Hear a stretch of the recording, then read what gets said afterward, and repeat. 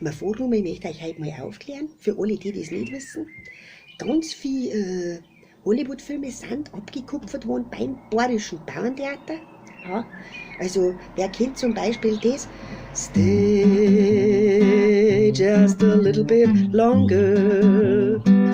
Please let me hear you say that you will, say you will. Wer kennt, also, falls wer nicht kennt, das ist aus Danksy Denksy, also Dirty Dancing.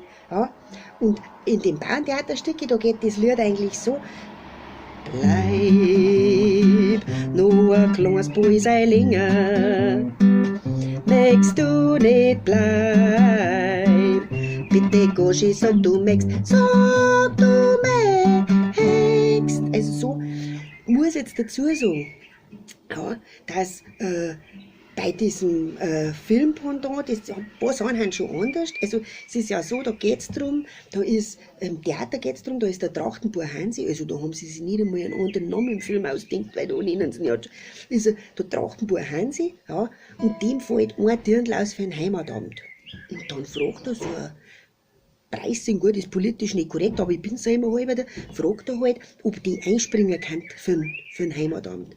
Ja, sagt sie, kein Problem, und dann üben sie bei ihm daheim einen unterschwellig erotischen Tanz. Im Film Mambo, im Theater Zweisteiner. Ja. Und damit die Hebefigur, also die Stimme üben, da gehen sie in Weichbau über einen Klaus Weiher. Das ist da Richtung Jochberger. Und jetzt muss ich sagen, das ist ein brutaler Fehler, weil wenn dir da ein Film vom Wasser rauskommen, dann sind die ganz sauber. Gell? Ich meine, wer einen Klaus Weiher kennt, ganz ehrlich.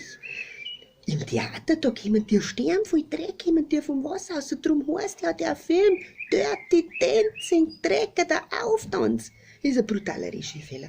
Allerdings muss ich sagen, dass das dann schon schön ist, gell? Die tanzen miteinander, dann heiraten sie. Gut, dann kommen so Kinder wie ich, also Kinder aus Mischlingsehen, und ich sehe, was draus wird. Es kann auch was werden. Gell?